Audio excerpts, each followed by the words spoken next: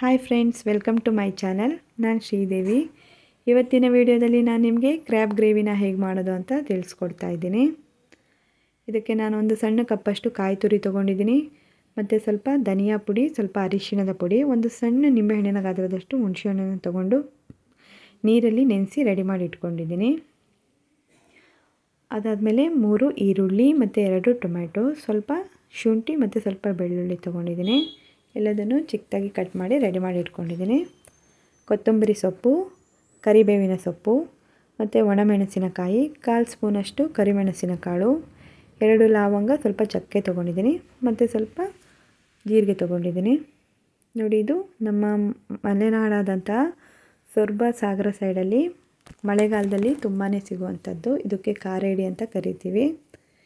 ಇದರಲ್ಲಿ yellow colour ಕಾಣಿಸ್ತಿದೆಯಲ್ಲ, ಇದನ್ನು ಏಡಿ ತುಪ್ಪ ಅಂತ ಕರಿತೀವಿ. ಇದಿದ್ರೇ ತುಂಬ ಟೇಸ್ಟ್ ಕೊಡುತ್ತೆ. ಒಬ್ಬೊಬ್ಬರು ಕ್ಲೀನ್ ಮಾಡ್ತಾ ಇಲ್ಲ, ಇದನ್ನು ಗೊತ್ತಿಲ್ಲದೆ ತೆಗೆದು ಬಿಸಾಕ್ಬಿಡ್ತಾರೆ. ಆ ರೀತಿ ಮಾಡಬಾರ್ದು. ನೋಡಿ, ಇದನ್ನು ಕಟ್ ಮಾಡಿ ತೊಳೆದು ರೆಡಿ ಮಾಡಿ ಇಟ್ಕೊಂಡಿದ್ದೀವಿ. ಇವಾಗ ಬೇಕಾಗಿರುವಂಥ ಮಸಾಲೆನ ರೆಡಿ ಮಾಡ್ಕೊಳ್ಳೋಣ. ಇವಾಗ ನಾನು ಮೊದಲನೇದಾಗಿ ಒಣಮೆಣಸಿನ್ಕಾಯಿ ಹಾಕಿ ಚೆನ್ನಾಗಿ ಫ್ರೈ ಮಾಡ್ಕೊಳ್ತಾ ಇದ್ದೀನಿ. ಇದಕ್ಕೆ ನಾನು ಒಂದು 1/4 ಸ್ಪೂನಷ್ಟು ಕರಿಮೆಣಸಿನಕಾಳನ್ನ ಹಾಕ್ತಾಯಿದ್ದೀನಿ. ಅದಾದಮೇಲೆ ಚಕ್ಕೆ ಮತ್ತು ಲವಂಗನೂ ಹಾಕ್ತಾಯಿದ್ದೀನಿ.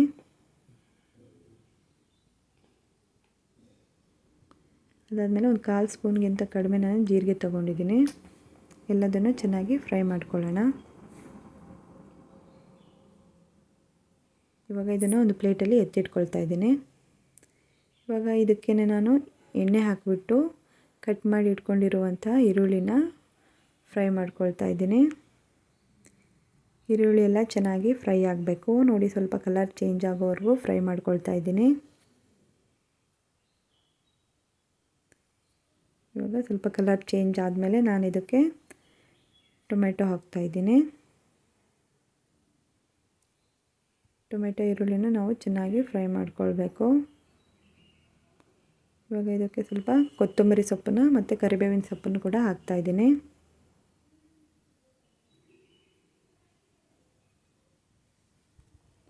ನೋಡಿ, ಅದಾದಮೇಲೆ ನಾನು ಇದನ್ನು ಚೆನ್ನಾಗಿ ಫ್ರೈ ಮಾಡ್ಕೊಳ್ತಾ ಇದ್ದೀನಿ.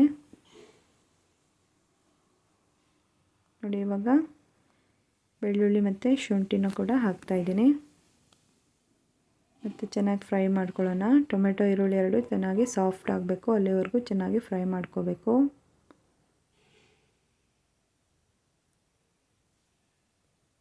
ನೋಡಿ, ಇವಾಗ ಚೆನ್ನಾಗಿ ಫ್ರೈ ಆದಮೇಲೆ ನಾನು ಗ್ಯಾಸ್ ಆಫ್ ಮಾಡಿಬಿಟ್ಟು ಕಾಯಿ ತುರಿನ ಕೂಡ ಇದಕ್ಕೆ ಹಾಕ್ಕೊಳ್ತಾ ಇದ್ದೀನಿ.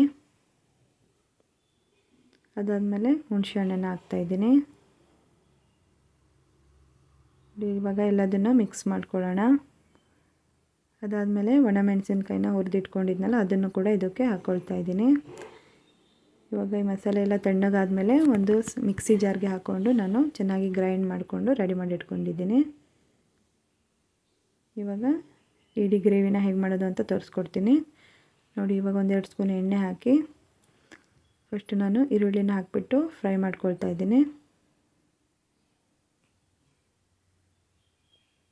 ಈರುಳ್ಳಿ ಚೆನ್ನಾಗಿ ಫ್ರೈ ಆಗಬೇಕು.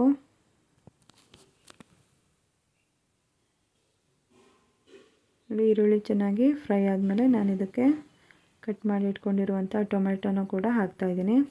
ಒಂದು ಅರ್ಧ ಈರುಳ್ಳಿ ಅರ್ಧ ಟೊಮೆಟೊ ಹಾಕಿದರೆ ಸಾಕು ಫ್ರೈ ಮಾಡ್ಕೊಳ್ಳೋಕ್ಕೆ. ನೋಡಿ, ಚೆನ್ನಾಗಿ ಫ್ರೈ ಆಯಿತು. ಇವಾಗ ಸ್ವಲ್ಪ ಕರಿಬೇವಿನ ಸೊಪ್ಪು ಹಾಕ್ತಾಯಿದ್ದೀನಿ, ಸ್ವಲ್ಪ ಶುಂಠಿ ಬೆಳ್ಳುಳ್ಳಿ ಪೇಸ್ಟ್ ಹಾಕ್ತಾಯಿದ್ದೀನಿ.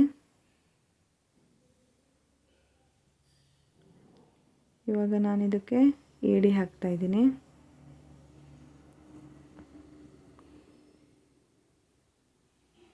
ನೋಡಿ, ಇದಕ್ಕೆ ನಾವು ರುಚಿಗೆ ತಕ್ಕಷ್ಟು ಉಪ್ಪು ಹಾಕ್ಕೊಳ್ಳೋಣ. ಉಪ್ಪೆಲ್ಲ ಹಾಕಾದ್ಮೇಲೆ ನಾನು ಇದಕ್ಕೆ ಅರಿಶಿಣದ ಪುಡಿ ಹಾಕ್ತಾಯಿದ್ದೀನಿ. ಅದಾದಮೇಲೆ ಇದಕ್ಕೇ ಧನಿಯಾ ಪೌಡರ್ನ ಕೂಡ ಹಾಕ್ತಾಯಿದ್ದೀನಿ. ಅದಾದಮೇಲೆ ನೀರಲ್ಲಿ ಹುಣಸೆ ಹಣ್ಣನ್ನು ನೆನೆಸಿಟ್ಕೊಂಡಿದ್ನಲ್ಲ, ಆ ನೀರನ್ನು ಕೂಡ ಇದಕ್ಕೆ ಸ್ವಲ್ಪ ಹಾಕ್ಕೊಳ್ತಾ ಇದ್ದೀನಿ.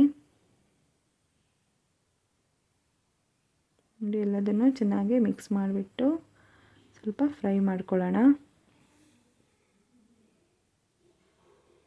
ಇವಾಗ ಒಂದು ಪ್ಲೇಟ್ ಮುಚ್ಚಿಬಿಟ್ಟು ಚೆನ್ನಾಗಿ ಬೇಯಿಸ್ಕೊಳ್ಬೇಕು.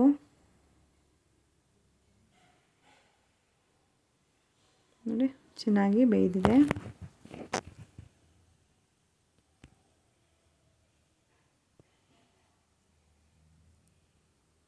ನೋಡಿ ಚೆನ್ನಾಗಿ ಉಪ್ಪೆಲ್ಲ ಹಿಡಿದಿರುತ್ತೆ. ಇವಾಗ ಇದಕ್ಕೆ ನಾನು ಗ್ರೈಂಡ್ ಮಾಡಿ ಇಟ್ಕೊಂಡಿರುವಂಥ ಮಸಾಲೆನ ಹಾಕ್ಕೊಳ್ತಾ ಇದ್ದೀನಿ. ಸ್ವಲ್ಪ ಗಟ್ಟಿನೇ ಇರಲಿ, ನೀರೆಲ್ಲ ಹಾಕ್ಬಿಟ್ಟು ತೆಳ್ಳಗೆ ಮಾಡ್ಕೋಬಾರ್ದು. ನೋಡಿ ಚೆನ್ನಾಗಿ ಮಿಕ್ಸ್ ಮಾಡಿಬಿಟ್ಟು ಚೆನ್ನಾಗಿ ಕುದಿಸ್ಕೊಳ್ಳೋಣ. ಸ್ವಲ್ಪ ಕುದ್ದ ಮೇಲೆ ಇದಕ್ಕೆ ನಾನು ಕೊತ್ತಂಬರಿ ಸೊಪ್ಪನ್ನು ಹಾಕ್ತಾಯಿದ್ದೀನಿ. ಇವಾಗ ಒಂದು 5 ನಿಮಿಷ ಚೆನ್ನಾಗಿ ಬೇಯಿಸ್ಕೋಬೇಕು.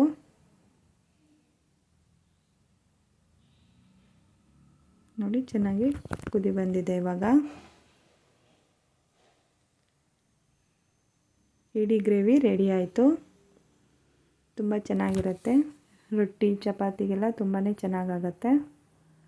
ನೋಡಿ ವರ್ಷಕ್ಕೆ ಒಮ್ಮೆ ಆದರೂ ಏಡಿ ತಿನ್ನಬೇಕು ಅಂತ ಹೇಳ್ತಾರೆ. ತುಂಬ ಚೆನ್ನಾಗಿರುತ್ತೆ. ನಿಮಗೆ ಇಷ್ಟ ಆಗಿದರೆ ಈ ರೆಸಿಪಿನ ಒಂದು ಸಲ ಟ್ರೈ ಮಾಡಿ. ಇದು ಮೂಳೆಗೆಲ್ಲ ತುಂಬಾ ಒಳ್ಳೆಯದು, ಕ್ಯಾಲ್ಶಿಯಮ್ ಎಲ್ಲ ತುಂಬ ರಿಚ್ ಆಗಿರುತ್ತೆ. ಸೊ ನಿಮಗೆ ಸಿಕ್ಕರೆ ಒಂದು ಸಲ ಈ ರೆಸಿಪಿನ ಟ್ರೈ ಮಾಡಿ ಏಡಿ ಗ್ರೇವಿನ ಮಾಡಿಕೊಂಡು ತಿನ್ನಿ. Thank you.